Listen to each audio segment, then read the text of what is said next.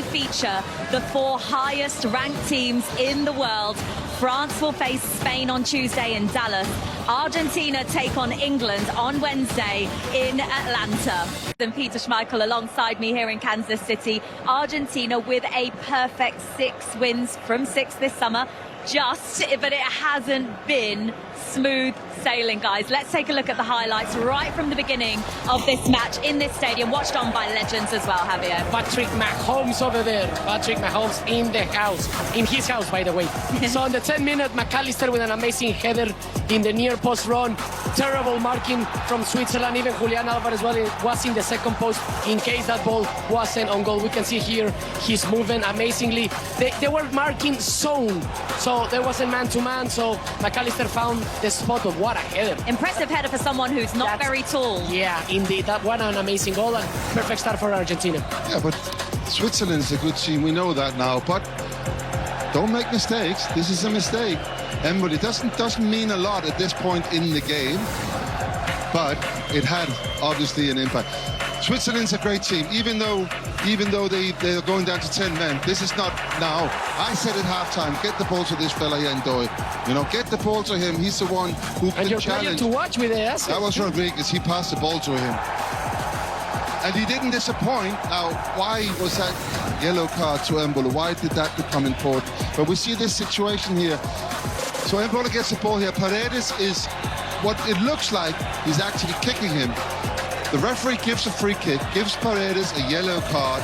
Now, VAR intervened, and they intervened under the mistaken identity rule. Now, he rescinded the free kick, rescinded the yellow card to Paredes, gave Embolo the other one, and he was off. Yes, and this very important save, Peter, if you want to mention, look. Oh, unbelievable save. What a save. That is at the very... It's difficult, right? Because there's a lot of bodies over there around. Right at the end of normal time now. Football kept them in the game, but... Yeah, and then what changed completely everything, you know? Lopez with the pass behind, and look at this. Look at this, absolutely banger. It's amazing, it's amazing. You can see the celebrations, everyone knew that their game was over. Top bins. Wasn't that your player to watch? That was my player to watch, plus he was the player of the match as well, so... I know a little bit about football, I guess. It's an unbelievable goal at that point of the match, and also Julian Álvarez's first World Cup goal this summer. Yeah, and then you know, you're down to 10 men, you got to go for it. And this happens very often. You can see the time there. We're way past the 120 mark. Gregor Kobel had a great game, actually did very well here. Yeah. Nothing he can do about that second. Lautaro Martinez, and my God, have you not seen what happened to Jordan Henderson, my friend? Oh, he survived that one. And look at the celebrations at full time of this game. You know what? Obviously his record got broken today. He doesn't care.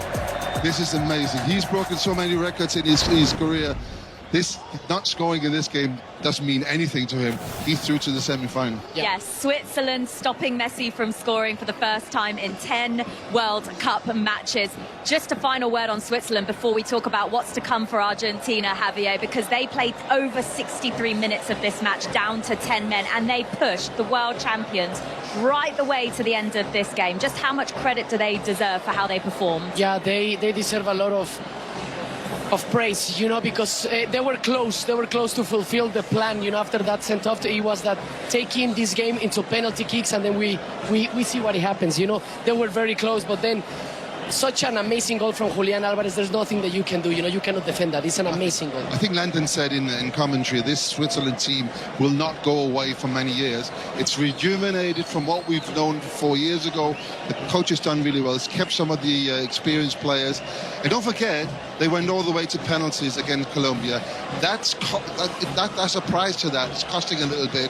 And what they did today with 10 men was just absolutely fantastic. And don't forget, it was against the current world champions. So all credit to Switzerland. Argentina were not at their best today. You could probably say the same in their last 2 knockout matches as well. But does it matter? Look, I think I'm gonna use this narrative. I think it's scary for England because they haven't played their best game ever yet. Sorry, in these knockout stages. Against Cabo Verde, extra time. Then against Egypt, you need to come back. So substitution happened, and in the last 10 minutes, you score 3 goals. Now you go to another extra time. So you want and you expect an Argentina like that if you are England. But They got out of jail if today, they decide to wake up and play good, it's going to be tough. I'm not even surprised at that. If you look at how they won the World Cup in Qatar in 2022, they never played a great game. It wasn't like, whoa, but they know how to play the tournament, and we've talked about this. I think England did a little bit of the same today. That was a very impressive performance. Some of the big players stepped up in that game. We've seen that again today. Okay, Messi wasn't the greatest game, but we saw it with Álvarez. We saw it with, obviously, Martinez scored the last goal. But the goalkeeper had 2 big saves in that second half that would have made it either 2-1 Switzerland or 2-2 at the time. Yeah. Big players at that moment. They know how to play the tournament. So I am not surprised of how Argentina do. And I'm actually leaving you two guys with Owen Hargreaves in a minute because you're going to talk England. I will just say that I'm really looking forward to this game. This is 2 teams. 2 teams that have not performed particularly well.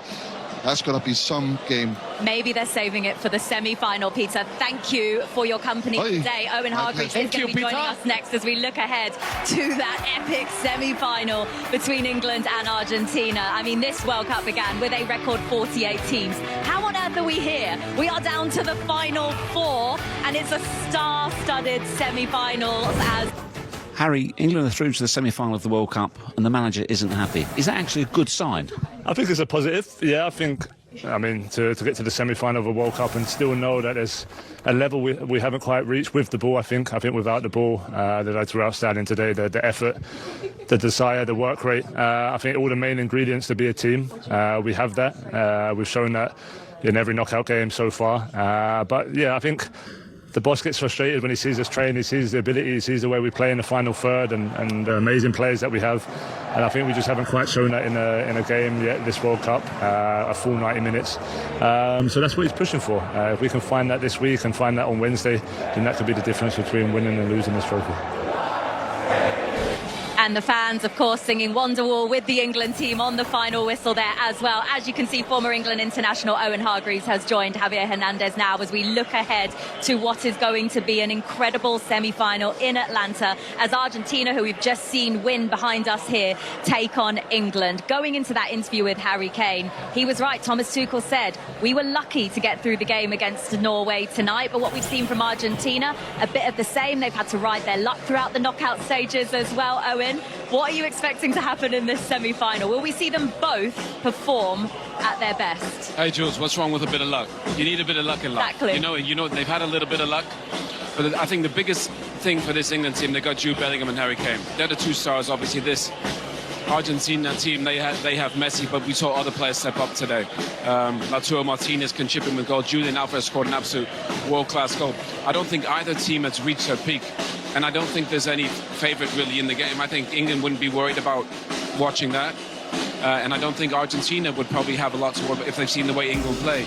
But the one thing I would say is these guys have hung in there in really difficult moments. And every time, Jules, they keep coming through.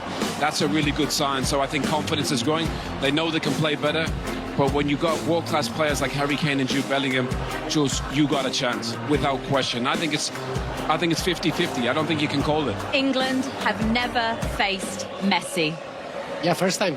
It's always a first time for everything, So, yeah, it's going to be an absolutely brilliant semi-final. No? These 2 teams that I'm looking at this way, they both haven't reached their peak and they both want to reach the peak if they want to win world champions. If Messi and Argentina want to repeat it or England want to bring it home, so they need both to level up. But I agree with Owen in everything that he says. I think both national teams are, let's call it equal, with very good stars. Try to peak over there, playing good as a team, but better in individuality. So I think it's going to be an amazing clash. Do you know what? I think England have one advantage, is a little bit of athleticism. I think the one thing this Argentina team lacks is a little bit of speed. They play the 4 central midfield players quite narrow. And I think England have a little bit more speed. And I think Jude Bellingham is a difficult matchup for a lot of these Argentina midfield players. So Jules, let's see what happens. How pleased will England be that Argentina went to extra time as well tonight? I think they're going to be pleased, of course, because you want to find similarities, and let's call it like fair situations. They both went to extra time, but yeah, it's going to be an amazing semi-final. England beat Argentina at the World Cup in 2002. Owen Hargreaves played in that England team. How do they do it, Owen? You know the secret. Tell us. It was David Beckham penalty, wasn't it? Hey, we'll take anything, Jules. Take a penalty, take a free kick. But again, I think this tournament's been about the stars, and I think they've come to the biggest occasion. Feels like it's Jude Bellingham's World Cup for whatever reason. And I just think every time something big happens for England, it's Jude. And I just think Jude, I think he's got the key to the safe. And, let long may it continue. It's an exciting affair in the end, all the way to extra time. Álvarez and Martinez with 2 late goals to break the hearts of the Swiss and end their World Cup journey and book themselves a place in the semi-finals. Let's get some of the reaction from the fan park. This one in Buenos Aires. A reminder as well, the time around there is probably way past midnight, more coming up to about 1 a.m. We just missed it actually, but it was wild, don't worry. And then the Argentina team on the pitch celebrating with their fans on another win and another way. And they're through to the semi-finals, and congratulations to them. And guys, just in the end, great entertainment, but so disappointing for Switzerland. We'll take anyone that's just joining us. Perhaps you just got up. Good morning. And if you're staying with us, thanks so much for staying with us. Let's get through the analysis and find out exactly how this was done. Julian Álvarez with an absolute rocket, Joby. That was just so impressive from him and really made the difference. Yeah, listen, it's individual brilliance. I think, when you are Switzerland and you're as deep as they were, and, at some point you have to make an allowance for, conceding a bit of territory. But then when someone does this against you, I mean, it is just absolutely phenomenal. You can see his position here, and again, as soon as he picks up the ball, there's only one thing in his mind here. That's what I love about it. Positive touch inside and then whips it into that far top corner. Is a magnificent effort, and sometimes there's just nothing you can do about it, Brad. Joby, if Álvarez doesn't score this absolute wonderful strike, I'll just let you see this again. If he doesn't score this, if this doesn't go in, I promise you we'll be watching penalty kicks right now. Because it was always going to take something special. The way the Swiss were defending, they were impenetrable. It wasn't going to happen. It needed magic. Álvarez turns up with it today. Yeah, and then after that, I guess what you're saying, because the floodgates didn't quite open, but there was another goal after that. Martinez wanted to get in on the action too. Yeah, and of course by now, Switzerland are pouring bodies forward. They actually get caught out. Xhaka there, but again, we talk about Álvarez, that work that he does defensively to win the ball back, and then it's now a counter attack. Obviously Switzerland, struggling to get bodies back, and Almada there, very, very fortunate, gets a ricochet, and Martinez there to finish it off. Yeah, now we're looking, it's a 3v2 or 2v1 here, and Almada almost loses the chance. He does, it's a heavy touch, but follow-up plays. The Torres just come on, he's got energy. It's quite a calm finish. In these moments, players can panic, picks his corner and bounces it in. So look, they've gone to extra time again, so it's another 30 minutes played. They've already done it once in the knockout rounds as well. Can they keep winning like this? Is that a silly question? Is the answer, yeah, of course they can. Well, you look at the performances and how they've got through, and I think in your mind you're saying no, but they do just keep finding, that moment of quality. There's a togetherness, there's a spirit, there's a fight, and again, we get so wrapped up in data and that quantifier sometimes is this, Laura. The belief that these types of wins, and sometimes when you're not at your best. I know England have had a little bit of it. We haven't seen that standout performance in terms of maybe with the ball yet, but when you get through later stages in tournaments and you just find a way through, that builds belief in the squad that, again, a team like this, absolutely, it's just going to get stronger and stronger and stronger. Bradley, we'll take you back to the red card incident, Brilliant Bolo, because at this point in the game, it seemed like Switzerland were really on top, and they seemed to be the team that was in command at least. We'll show the first yellow. This is what got him booked earlier on in the game. And then we'll show you the second yellow that got him sent off. Any arguments with this, guys? No argument. This one's a little bit reckless. It's the frustrating thing about both of them, and we'll see the second one soon, is he can control this. Slow down. Slow your feet down, put him under a bit of pressure, but you don't have to make that foul. And in this, again, it's hard to feel sorry for him, Bolo, I feel sorry for the teammates, but look, you're kicking out. You go down and then you kick out. What do you want the ref to do, especially when you go and watch that, Joe? Yeah, listen, he's let himself down. He's let his teammates down. It always looks worse in slow motion. I think in real time, probably looks like just a bit of a coming together.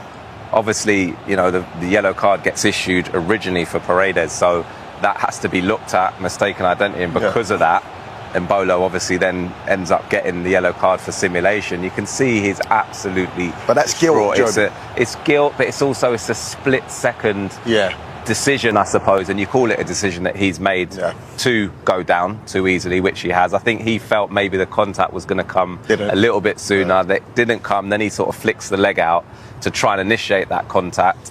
Listen, there's no question that, you know, it's simulation, and ultimately, you know, you're going to get a yellow card, but you can't help but feel sorry for him there. You know, it was... You're too nice, man. On the biggest stage, you're feeling... I know, I understand, I get it, the emotion, the crowd. Yeah. You're pumped up, especially the first one. But the second one, man, he'll be watching this back. Oh, yeah. And think, what was I doing? He will be, because his team have now gone home, his country have gone home, and it's Argentina that have progressed. More from these two in a second. England in the semi-finals, and this was the reaction to that goal in Buenos Aires, where the fans are dreaming of what would be an incredible second straight World Cup title here in Kansas City. Jules Breach, Javier Hernandez and Peter Schmeichel with you. Argentina are hoping for a bit less drama tonight after being pushed right to the end by Cape Verde and Egypt in the last two rounds. And there are legends in the house. I don't just mean Peter and Javier. Patrick Mahomes over here in his house. You know, Kansas City chief quarterback. So yes, we're going to see here Switzerland with a zone, marking zone, but then not only they let McAllister free for the header, Julian Álvarez was in the second post free as well. We can see here two players completely free. Terrible marking from Switzerland, and they concede this goal that it's very important for Argentina because they start managing the game from there.